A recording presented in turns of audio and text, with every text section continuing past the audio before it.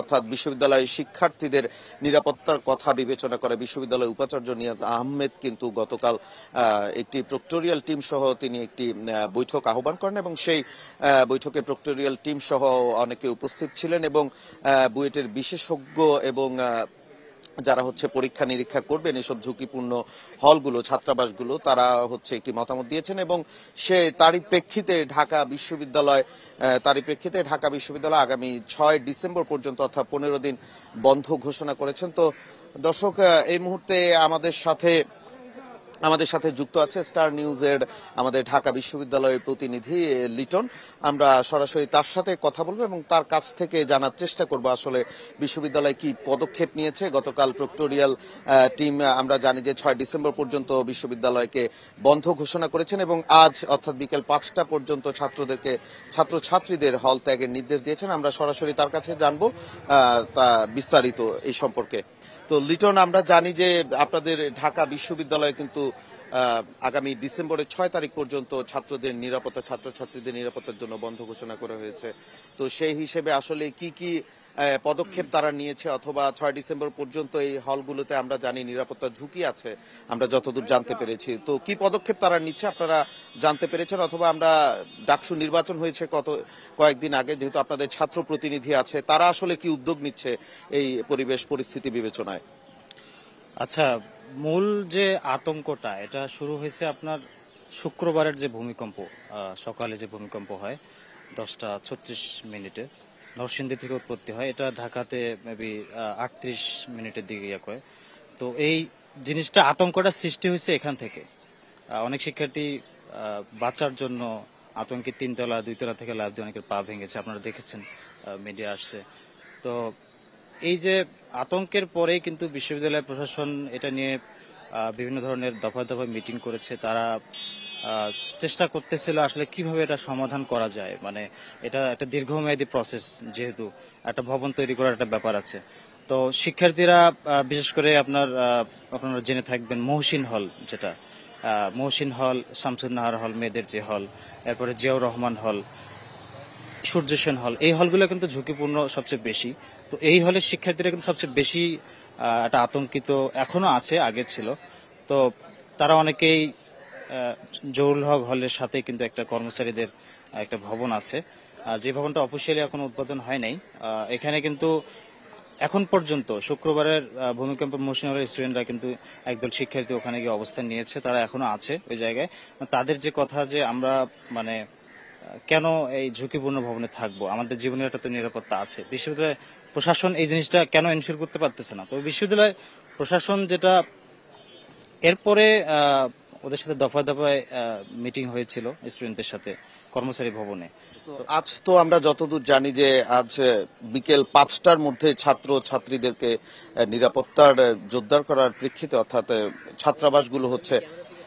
ছাত্রাবাসগুলোকে তারা ছাড়ার নির্দেশ দিয়েছেন। তো সেই প্রেক্ষিতে আসলে ছাত্ররা কতটুকু প্রস্তুত আছে হল ছাড়ার জন্য, যেহেতু একটি ইমিডিয়েট একটি ঘোষণা এসেছে গতকাল সন্ধ্যায়, প্রক্টোরিয়াল টিম এই ঘোষণাটা দিয়েছেন ছাত্রদের রাত 11টা দিয়ে ঘোষণা দিয়েছেন। তো তারই প্রেক্ষিতে আসলে ছাত্ররা কতটুকু প্রস্তুত আছে? এবং আমি একটু আগে যে বলছিলাম আপনার কাছে জানতে চাচ্ছিলাম, ডাকসু আসলে যেহেতু ছাত্র প্রতিনিধি আছে, তো আপনাদের যেহেতু প্রতিনিধি ইতিমধ্যে আছেন ক্যাম্পাসে, তারা কি পদক্ষেপ নিয়েছে এই ব্যাপারে? আচ্ছা, এটা মূলত এই বিশ্ববিদ্যালয়ের হঠাৎ করে মানে বিশ্ববিদ্যালয় বন্ধের কিন্তু কোনো সিদ্ধান্ত ইতিপূর্বে ছিল না। মানে প্রথমে যে সিদ্ধান্ত ছিল যে হলগুলো ঝুঁকিপূর্ণ সেগুলোকে সংস্কার করে যে রুমগুলো মহসিন হলের মূলত সেগুলোর যারা ঝুঁকিপূর্ণ আছেন তাদেরকে শেখ মুজিব হলে ট্রান্সফার করা, এটা প্রথমে সিদ্ধান্ত ছিল। কিন্তু পরে যখন এরকম পরিস্থিতি আবার গতকাল সন্ধ্যায় ভূমিকম্প হইলো, তো এরপরে যে বিশ্ববিদ্যালয় প্রশাসনকে তড়িঘড়ি করে একটা নোটিশ সিন্ডিকেটের মাধ্যমে অনলাইন সিন্ডিকেট একটা সভা করে সিদ্ধান্ত জানিয়েছে যে 15 দিনের জন্য বন্ধ। কিন্তু এই সিদ্ধান্তের পরে কিন্তু আমি যেটি খোঁজ শিক্ষার্থীদের সাথে কথা বলে জেনেছি, তারা মিশ্র প্রতিক্রিয়া জানিয়েছে। কেউ এটাকে স্বাগত জানিয়েছে, আবার কেউ কেউ বলছে না, আমরা তো অনেকেই দেশের বিভিন্ন প্রান্ত থেকে এখানে আসা, বলা যায় যে বড় একটা অংশ দেশের বিভিন্ন অঞ্চল থেকে আসছে। তাদের কথা যে আমরা হঠাৎ রাতের নোটিশে মানে আমরা 5টার মধ্যে হল ছাড়া মানে কিভাবে সম্ভব, মানে আমাদের দূরে যাতায়াতের ব্যবস্থা। তো আমরা ডাকসুর একটু আগে ডাকসুর পরিবহন সম্পাদক যিনি আসিফ আব্দুল্লাহ, তার সাথে আমি কথা বলেছি। তিনি যেটি জানিয়েছেন যে যারা দূরে আছেন, মানে বিশ্ববিদ্যালয়ের বিভিন্ন প্রত্যন্ত অঞ্চল থেকে আছেন, তাদের জন্য বিভাগীয় শহরে বাসের ব্যবস্থা করা হচ্ছে।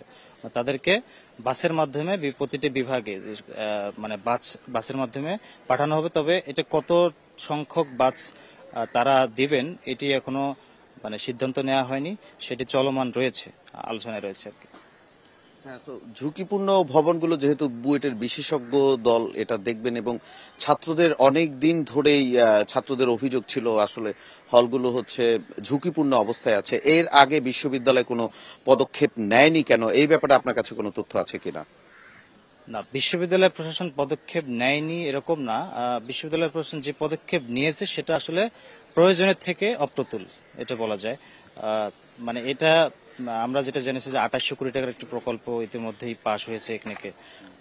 এটা এখন চলমান আছে, অনেকগুলো ধাপ শেষের দিকে।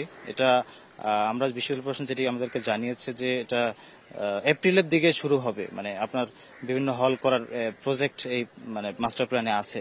তো এই সময় পর্যন্ত মানে বিশ্ববিদ্যালয় প্রশাসন বলছে যে এটা তো একটা অর্থের ব্যাপার। আমরা বিভিন্নভাবে যে কাজটা 1 বছর লাগতো সেটা 6 মাসে তারা করেছে, তাদের যে ভাষ্য আর কি। তো এই প্রসেসটা মূলত যেহেতু একটা ভবন তৈরি করার বিষয় আছে এখানে, সেই প্রেক্ষিতে মানে বিশ্ববিদ্যালয় প্রশাসনের, আমি মনে করি যে বিশ্ববিদ্যালয় প্রশাসনের যেটা তদারকি বিগত প্রশাসন থেকে বর্তমান প্রশাসন চেষ্টা করছে তাদের সর্বোচ্চটা দিয়ে, ডাকসু এক্ষেত্রে ভালো হেল্প করতেছে। তো দর্শক, ঢাকা বিশ্ববিদ্যালয়ের প্রতিনিধি লিটন ইসলামের কাছ থেকে আমরা জানছিলাম বিশ্ববিদ্যালয়ে যে বন্ধ ঘোষণা করেছেন ভূমিকম্প পরিস্থিতি নিয়ে, সেই পরিস্থিতি নিয়ে আসলে ডাকসু সহ অর্থাৎ ছাত্র প্রতিনিধিরা সহ বিশ্ববিদ্যালয়ের যে সিন্ডিকেট মিটিং হয়েছে গতকাল, সেই মিটিংয়ে যেসব সিদ্ধান্ত এসেছে, আজ বিকেলের মধ্যে হল ছাড়ার যেসব সিদ্ধান্ত হয়েছে, সবকিছু নিয়ে ওভারঅল জানার চেষ্টা করছিলাম ঢাকা বিশ্ববিদ্যালয়ের স্টার নিউজের প্রতিনিধির কাছ থেকে। তো আপনাদের আরো একটু জানিয়ে রাখি, আসলে পুরো দেশ একটি আতঙ্কগ্রস্ত হয়ে গেছেন এবং গতকাল রাত থেকে আমরা কিছু খবর পাচ্ছিলাম যে যেহেতু এই ভূমিকম্পটি যে 5.7 মাত্রার যে ভূমিকম্পটি গত শুক্রবার হয়েছে, সেই ভূমিকম্পটির উৎপত্তি স্থল ছিল নরসিংদীর মাধবদীতে এবং গতকাল রাতে আমরা যেখানে উদ্ভূত পরিস্থিতি অনুযায়ী তারা যেহেতু গতকালও কয়েকটি কম্পনের সৃষ্টি হয়েছে, সেই অনুযায়ী তারা আতঙ্কগ্রস্ত হয়ে দেশের মানুষ, বিশেষ করে নরসিংদীর মানুষ গতকাল রাতে কিন্তু অনেকেই বাইরে রাত কাটিয়েছেন এবং তাছাড়া নরসিংদী ছাড়াও অর্থাৎ উৎপত্তি স্থল ছাড়াও দেশের আরো বিভিন্ন জায়গায় আমরা দেখতে পেয়েছি মানুষ প্রচুর আতঙ্কগ্রস্ত হয়ে আছেন।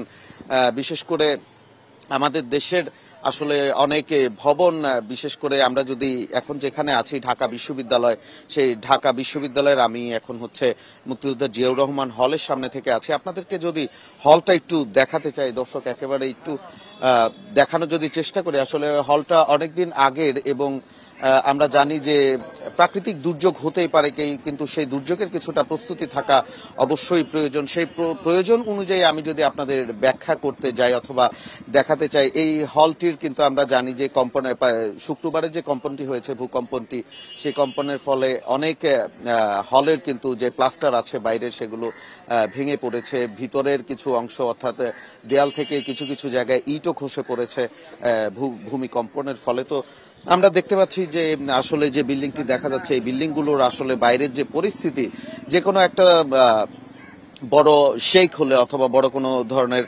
মিডিয়াম কোনো ভূমিকম্প হলো এই বিল্ডিংগুলো থেকে কিন্তু যে প্লাস্টার দেখা যাচ্ছে ইতিমধ্যেই খসে পড়ে আছে। তো এই পরিস্থিতি বিবেচনায় আসলে হলগুলো, সেই পরিস্থিতি বিবেচনায় হলগুলোকে বন্ধ ঘোষণা করেছে। এখানে গতকাল বুয়েটের একটি বিশেষজ্ঞ দল ছিল প্রক্টোরিয়াল টিমের সিন্ডিকেট বৈঠকে এবং তারাই হচ্ছে এই সিদ্ধান্তটি নিয়েছে যে বিশ্ববিদ্যালয় আগামী 6 ডিসেম্বর পর্যন্ত বন্ধ ঘোষণা করা হবে এবং যেহেতু এটি একটি আসলে প্রাকৃতিক দুর্যোগ ভূমিকম্প, এটার পূর্ব কোনো আগাম হয়তো দেয়া যায় না, বাট আমরা ইতিমধ্যে দেখতে পাচ্ছি যে যেহেতু একটি কম্পন সৃষ্টি হয়েছে, আবহাওয়া অধিদপ্তর সবাইকে সতর্ক অবস্থানে থাকার জন্য নির্দেশ দিয়েছেন এবং যেহেতু একটি মধ্যম পন্থার 5.7 মাত্রার ভূমিকম্প হয়েছে, একটি কম্পন সৃষ্টি হওয়ার পরে আসলে পরবর্তীতেও কিছু কম্পন অর্থাৎ আফটার শেকের যে ইফেক্ট সেটা থেকে যায়, যে কোনো সময় কিন্তু একটি দুর্ঘটনা ঘটেও যেতে পারে, এরকমই আবহাওয়া অধিদপ্তর জানিয়েছে।